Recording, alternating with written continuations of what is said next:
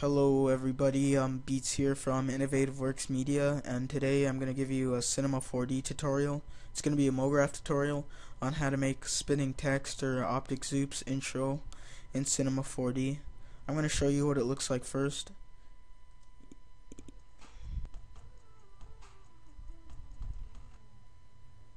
I don't know if you saw that because it was really laggy, but you'll get like a spinning effect of the text.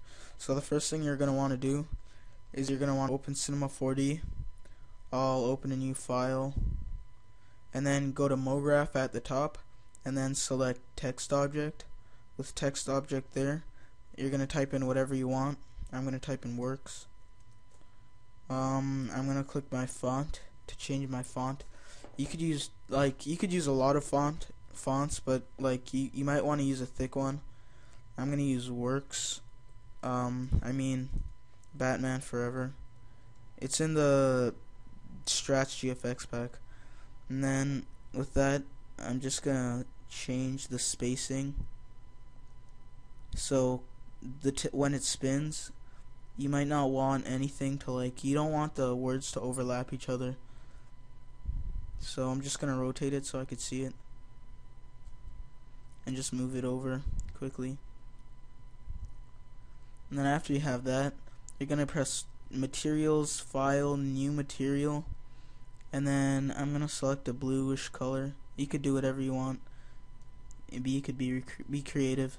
And then just drag and drop right there. And then with text object selected, we're going to press objects, nullify object or null object, and then click it. Make the text object a child of the null object when you go over it, and then it has that down arrow. And you're just going to minimize that. Select null object and then go to MoGraph, fracture object. With null object selected, you're just going to make it a child of fracture object. Just minimize that. With fracture object there, you're going to select the mode and press, it's on default, it's on straight. You're going to press explode segments. And then with fracture object selected, you're going to press MoGraph and random effector. And then with random effector there, you're just going to go to parameter and then uncheck position and then check rotation, and then rotation will be like how much it rotates. Just to show you, you'll rotate that. I'm going to set that back to 0, and then just drag and drop the material so you see it. And then I'm going to click my automatic keyframing button. I'm going to keep it at 90 frames because I'm going to make it quick since it's only a tutorial. And then with random effector, I'm going to drag it to the first maybe 30 frames. And you could play around with these, but I'm going to click maybe 400, maybe 1600. And maybe 200, and then as you can see, it spins around.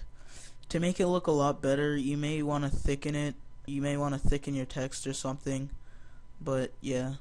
And so I'm gonna drag all the way to 50, and I'm gonna just change your angles up, maybe 700, and then 600.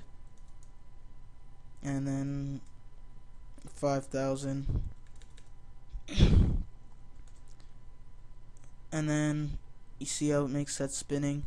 And then after, you want to end it probably with 0 for all so you could see your text. And then in an editing program, you could just make a fade at the end. To make it look even nicer, you could probably add ground, I don't know. And then if I played it back, it'd be spinning and then it'd go to nothing. As you can see, it spins. See, when it starts lagging, it might do that. That's okay, but it just brings it back into works. And then that's the end of my tutorial for render settings. You're gonna go to output 1280 by 720 for the width, and then 7 for the height.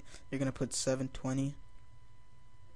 You could keep the frame rate to whatever you want, and then you're gonna keep it as an AVI file, and then make a path. But then, yeah. So there's the end of my tutorial.